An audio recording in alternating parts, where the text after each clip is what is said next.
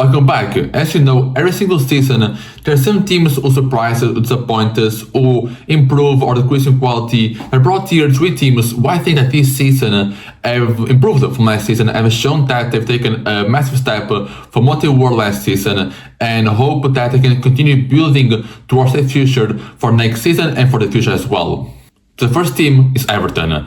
They spent last season kind of bouncing between 16th and 13th, kind of that place where they're not really in the relegation race, they're not really in danger of getting relegated, at least last season, but they're also not really a mid-table team, not really someone who are able to kind of go and try to fight for those European spots, like a lot of teams have, like that to 8 to 12 spots. Even like someone like Crystal Palace, for example, finished 12th, got FA Cup trophy. Everton are not really a team who has the ability to do that. So last year they were kind of in this spot where they didn't really have a big future, but they kind of were safe in the Prem. So they had to make some chance. Obviously, David Moyes came in midway last season, and has been made Everton now be one of the best teams to the league this season. They're going from again 16th, 13th, kind of those spots, now being the 8th place in Premier League. A team I think is 3 points off 5th place. Someone trying to fight for European football. I don't remember the last time Everton actually got European football. I don't know when that was, but I know it was a time ago. And they're not really in a very good spot for being able to reach those European spots. They're a team in terms of quality, in terms of also form as well. Are very well positioned to try and get at least a Conference League football for next year. And obviously David Moyes has been a big part of that. And not David Moyes as a manager is someone who kind of has a reputation of being able to get teams and turn around them. But I also do know that he kind of has a ceiling. Especially at West Ham, we've seen him obviously turn West Ham with a very good team. They got that Conference League trophy at home. It was amazing to see West Ham actually win a European trophy. But kind of the ceiling the Prime was kind of like at most 7th to 8th place. They really got anything further than that. They weren't able to kind of build on from that Conference League trophy and trying to build on from those European qualification spots. They're really able to do that. So that's a fair question to say that David Moyes kind of has a ceiling of being a manager who's able to bring a team to 6th, 7th, 8th team, and not really a manager who's able to kind of build onto that, trying to make a team a really consistent one in that place. It's a very hard job to do, honestly, because in the Prem you have so many teams who, if they bring in the right players, making the right manager, also going to be very hard to be able to stay the same level for a long period of time, especially if you're a team like this who kind of bounce between 6th and then 13th or something like that. So it's going to be a big testament as to if David Moyes is able to next season continue to build onto this future. I also have to give him props because he also helped improve this team in terms of players and looking at the players as well. This team has become way better version of Everton that probably have been accustomed to, and looking at this team, probably the best we've seen at Everton for a long time now. I mean, even though is someone I really like as a player. I know last year already a good player. I feel like this season took an even bigger jump. He kind of became the man for Everton in the attack. Now we're seeing so many teams going after them in the Prem. Even Jack Grealish, someone who came from Man City, in a place where obviously was kind of out of squad, wasn't playing a lot, needed minutes, needed to kind of prove himself again. And I think someone who was having an amazing season until he got injured. Summer probably got himself back into conversation for a World Cup spot as well this summer. Now I don't know if he's coming back from injury this season. How is he coming back? I don't know, a lot of questions around that. Like Gay, for example, in midfield, been someone being a very good player for some time, but I think under David Moyes, kind of shown around a little bit more as well than usual. I mean, also James Garner as well, someone who obviously kind of failed one that came Man United, gone to Everton, has now become an international. I think he played last game. Yeah, I'm pretty sure he played. So obviously. It's been another player or the evidence of his improvement has been there for us to see. Even like in terms of signings as well, this season has been amazing. I said Jack Grealish has been an amazing signing. Even Tender Barry has been someone who can kind of see some potential in him. Obviously not that great, but still that. Even like Debury Hall has been someone who's been an amazing signing from Chelsea. Someone, again, was at Chelsea, more of a squad player. Didn't really have a big role. Now he's gone to Everton. Has been an amazing player for them as well. Obviously, I haven't really seen enough from Tara Dibling or Tariq George. The two signings I like as more featured piece of the team. Dibling someone came from Southampton with a very high hype. Even Tariq George as well has been someone who came from Chelsea as this big one, the kid. We need to give him time for us to truly see their development and how far away they can get. But I really like what Everton's doing with this team. I mean, they have some great solid players there. I don't know if like, obviously Brentwaite is someone who's been in the mix as well for quite some time now. Obviously, he's been injured quite a little bit this season, so I don't know if you'll see him leave this summer. But I don't know how many players leave this summer. I find that Dai is the only one that maybe as an urge to leave, but I feel like this team has all the tools to build on this future, to continue qualifying for European spots, to continue trying to break in a top 8, top 6 of Premier League. And again, it's going to be a very big challenge for David Moyes to actually be able to make an Everton team a solid team in top 8. Second team is Como from Italy. Obviously, I feel like we all know Como as a team. They have Fabregas as a manager. There's some good players in there. They brought in some experienced players as well, like Morata. I know he's not there anymore, but they brought him in a year ago or so. I mean, a team that obviously has the money to do so, has the money to build a good project. Last year, they were already a mid-table team. They did shown some good signs, as a team that they're trying to build something nice, they're trying to build something great.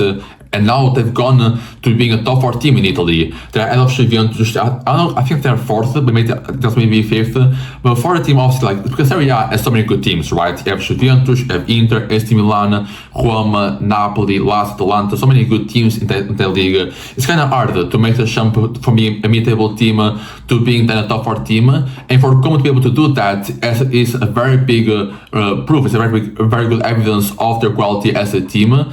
And obviously, I feel like the main question around Como is the fact that they have two very important people in that team, and that is Fabregas and that is Nico Paz. Obviously, Fabregas is someone who, obviously, with the investment he has behind him, it's become easier to do his job because look, now at the time where Serie A teams don't really have a lot of money, don't really have a lot of room to make transfers into the summer and to winter, and obviously having the investment around him is great for him to be able to be successful as a manager, as a team. But Nico Paz also someone who's been amazing, has been a big wanted kid for Como, and probably leave into the summer. So considering that, obviously next year probably be the first year we see Como without Nico Paz in this team, I want to be able to replace him, I want to be able to go on without him. And if Fabregas does leave Como into the summer, I don't know if that's possible, that's not possible, but we'll see a big moment in the summer. There will be so many teams looking for a new manager, also World Cup spot or championship. So that's a big chance to go into next season with Como without Fabregas and Nico Paz. I'll be very interested to see how Como does without Fabregas and Nico Paz, if they crumble, if they go from being a top 4 team to then going back down to mid-table, or being in the maybe the 12 to 14 range, because we see some teams were able to have good seasons and then kind of dip down a little bit. Fiorentina has been someone who is now batting for relegation, and Sassuolo is a team that's now in Serie B. So it's not easy to, again, felt that's kind of same case with Everton. It's always hard for the team to go from a mid-table team and go and have a season where they put themselves very high of the table and continue that way. So again, it's going to be a very big challenge for Como to, if they lose Fabregas and Nico Paz. I feel like Nico Paz is almost sure he'll leave on the Fabregas, but it could be a very big challenge for them to be able to kind of come back around from that, to be able to establish themselves as a big team in Italy, as a team who wants to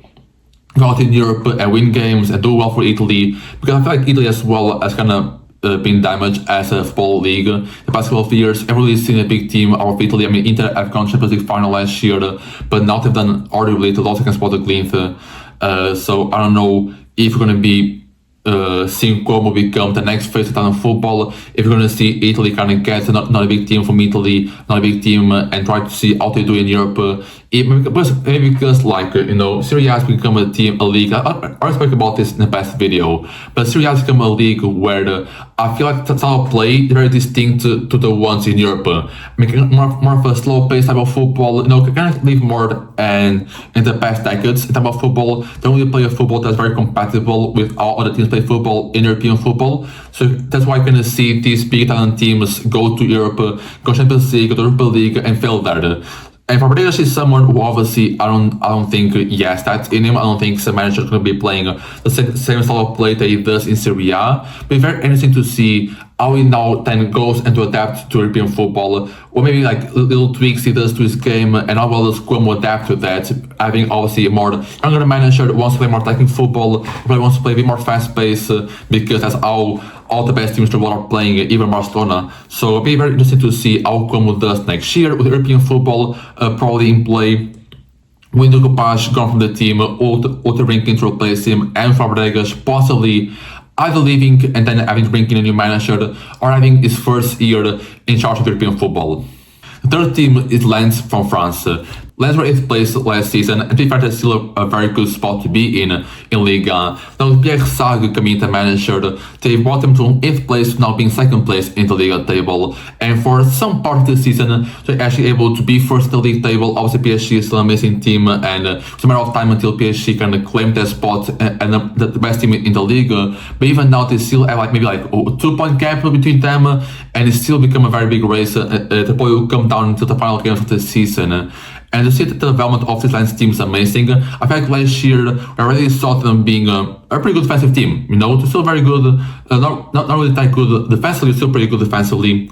I felt offensively was where they kind of had the biggest letdown of quality. Now this season, we didn't take a jump in offensive quality. They've improved next year by quite a bit. They improved in goals scored quite a bit, and also they also improved the defense as well. So they took an improvement in both aspects of the game, both defensively and offensively. But defensively, they already had the kind of structure that already built.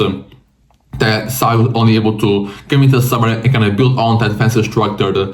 I feel like kind of the biggest key for this development was the fact they've gone into the market this season, both in the summer and both in the winter, and have been able to make some big signings. I mean, in the winter they brought in Maximi, guy from Newcastle. It was someone who went to Mexico, had some problems there. Was a free agent this winter. Lens got him on a free. Even like Adarda from Leipzig, they got for 2 million euros. Obviously not someone who right now is that great, as you can see this and say that Leipzig was stolen. At the same time, it's been someone who kind of has some potential, some quality in him, like 2 years ago, someone who kind of a bit talked in world football. I'm pretty sure he was on the last year of his contract, so Lens stepped him up.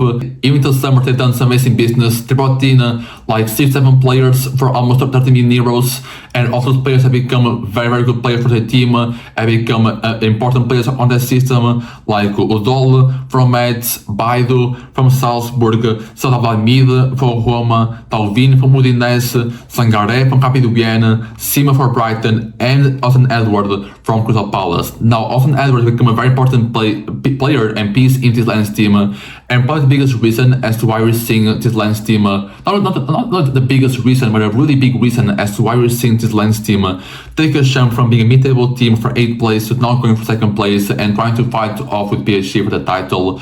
It's been someone who I know that as a player, he has the potential to be a great player. He was at Celtic for a bit, actually for like maybe 4 to 5 years. He was a PSG academy product. He went to Crystal Palace, didn't really play that well. Got a loan to, I forgot where he got a loan to. It wasn't that great of a loan. Now he gone to Lens, have been amazing. 13 goals in 26 games. Looking at non-penalty goals, he's the 2nd top scorer in the Liga.